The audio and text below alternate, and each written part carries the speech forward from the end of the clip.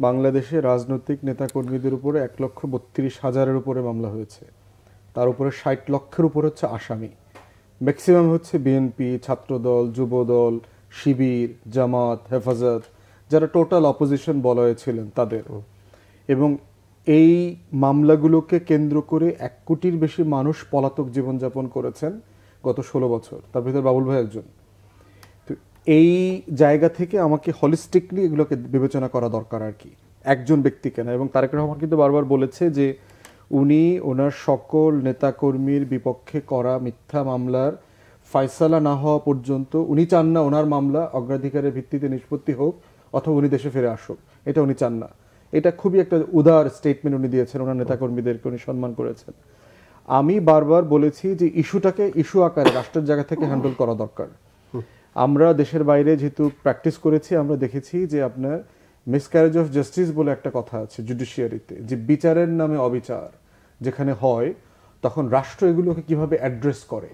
ইংল্যান্ডে আছে আপনার ক্রিমিনাল কেসেস রিভিউ কমিশন বলে একটা কমিশন আছে, যে যেখানে একটা নিষ্পত্তি করা মামলা সকল পর্যায়ের আপিল শেষ, তারপরেও যদি কোনো কারণে মনে হয় যে এখানে একটা কনভিন্সিং এভিডেন্স আসছে যেটার উপরে ভিত্তি করে এই মামলাটাকে আবার রিস্টার্ট করা দরকার, তখন আপনি ওই যে রিভিউ কমিশনে আবেদন করতে পারবেন।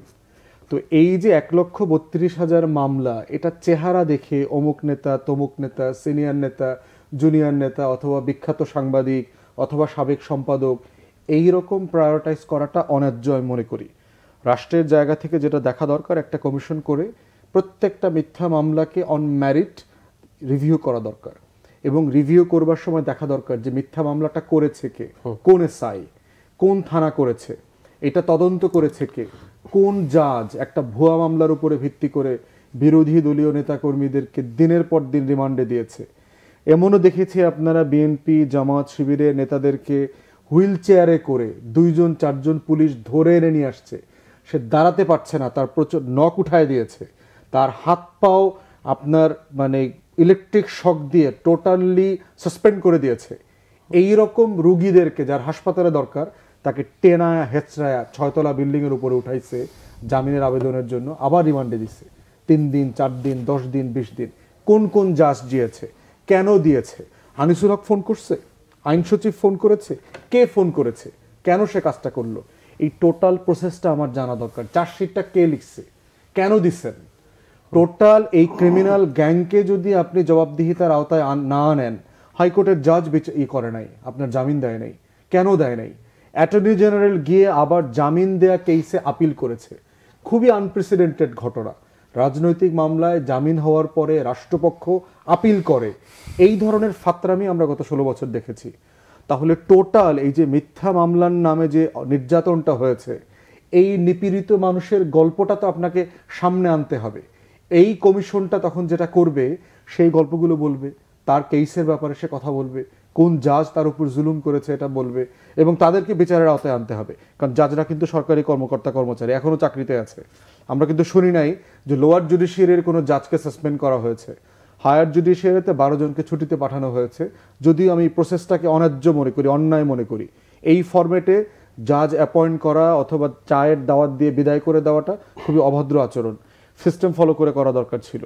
তাই এটার সমাধান হচ্ছে ব্যক্তি না, বরং ইস্যুটাকে রাষ্ট্রের পক্ষ থেকে অ্যাড্রেস করা দরকার এবং ইমিডিয়েটলি করা দরকার। ভোটের নামে যে বাটপারি হয়েছে বাংলাদেশে গত ১৬ বছর, সেটা মনে রাখবার জন্য আমরা বারবার দাবি করেছি যে বাংলাদেশে আওয়ামী লীগের আমলে যে ৩টা ভুয়া নির্বাচন হয়েছে, এই ২০১৪-র ৫ই জানুয়ারি, ২০১৮-র ৩০শে ডিসেম্বর এবং ২০২৪-এর ৭ই জানুয়ারি, এই 3টা ফ্রডুলেন্ট ইলেকশন নিয়ে একটা গণতদন্ত কমিশন করা দরকার।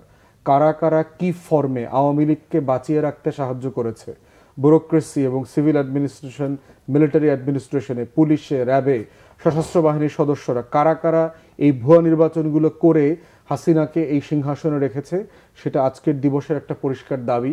এবং অন্তর্বর্তীকালীন সরকারকে বলছি যে এই বিষয়ে আপনারা অবিলম্বে একটা গণতদন্ত কমিশন করেন। যারা যারা এখানে সরাসরি এসে সরকারের পক্ষ থেকে তথ্য দেবে তাদেরকে ক্ষমা করে দেওয়ার একটা অ্যামনেস্টি প্রভিশন থাকতে পারে। আর যাদেরকে বিচারের আওতায় আনা দরকার পার্টিকুলারলি হচ্ছে 3টা কমিশন, আপনার শামসুল হুদা কমিশন, রকিবউদ্দিন কমিশন এবং হচ্ছে আউয়াল কমিশন।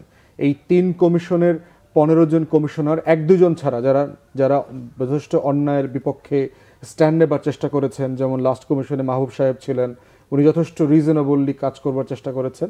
আদারওয়াইজ এই 15 জন কমিশনার এবং তাদের সচিবরা যথেষ্ট এই রাষ্ট্রকে ডুবায় দেওয়ার পিছনে কাজ করেছেন।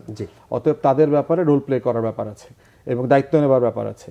ঘোষণাপত্রের ব্যাপারে বক্তব্য হচ্ছে যে আমাদের 53 বছরের ইতিহাসে স্বাধীনতা যুদ্ধের পরে সবচেয়ে বড় ঘটনা হচ্ছে এই গণ অভ্যুত্থান, 24 জুলাই আগস্টে যেটা ঘটে গেছে। এবং ইতিহাসের মানে উত্তর পুরুষের কাছে যখন এটা একটা শাল আকারে আসবে, তখন যদি কোনো ডকুমেন্টেশন না থাকে, তখন দেখবেন এই গল্পগুলো আর থাকবে না। যেটা 71 সালের স্বাধীনতার ঘোষণাপত্র, মেজর জিয়ার ঘোষণা, যেগুলো হিস্টোরিক্যাল ডকুমেন্ট আকারে আমরা বিবেচনা করি, পড়ি। আদারওয়াইজ যেটা হবে, ওইখানকার জীবিত মানুষগুলো যখন পৃথিবী থেকে চলে যাবে, তখন এই ঘটনার গল্পটা আর কেউ বইয়ে পত্রিকাতে পাবে না। তাই এটা খুবই গুরুত্বপূর্ণ যে এই জুলাই আগস্টের গণ অভ্যুত্থানের একটা লিখিত ডকুমেন্ট জাতির পস্টারিটির জন্য থাকা উচিত। এবং সেখানে যদিও বৈষম্য বিরোধী ছাত্র আন্দোলন এককভাবে ঘোষণা দিয়েছিল, কিন্তু সরকার এবং সবাই মিলে, রাজনৈতিক দলগুলো মিলে একটা স্মার্ট মুভ করেছে যে অন্তর্বর্তীকালীন সরকার দায়িত্ব নিয়েছে এটা করে ফেলবার জন্য। আমি এটাকে খুব বেশি বিলম্বিত মনে করছি না, কারণ বাংলাদেশের রাষ্ট্র কাঠামো ছিল না। গত 5 মাসে যে পরিমাণ স্যাবোটাজ আওয়ামী লীগ এবং দিল্লির যে পরিমাণ বাটপারি আমাদেরকে ফেস করতে হয়েছে এবং এখনও করতে হচ্ছে, সেটাকে সামনে রেখে এই ঘোষণাপত্রটার দিন তারিখটা প্লাস মাইনাস হতে পারে, বাট হওয়া উচিত ঐক্যমতের ভিত্তিতে। এবং আমাদের জাতীয় মুক্তির লড়াইয়ের যে শত শত বছরের আমাদের যে এক্সপিরিয়েন্স আছে, আমাদের যে যাপিত জীবন আছে, আমাদের মুক্তিযুদ্ধ, আমাদের ফার্স্ট রিপাবলিক, আমাদের 1757 পলাশী দিবস, চিরস্থায়ী বন্দোবস্ত, জমিদারি প্রথা বাতিল করা, ঢাকা বিশ্ববিদ্যালয়ের প্রতিষ্ঠা, মুসলিম লীগ, পাকিস্তান আন্দোলন, লাহোর প্রস্তাব, এর প্রত্যেকটা ঘটনার সাথে এই জমিনের মানুষের লড়াইয়ের গল্পগুলো যেন চলে আসে।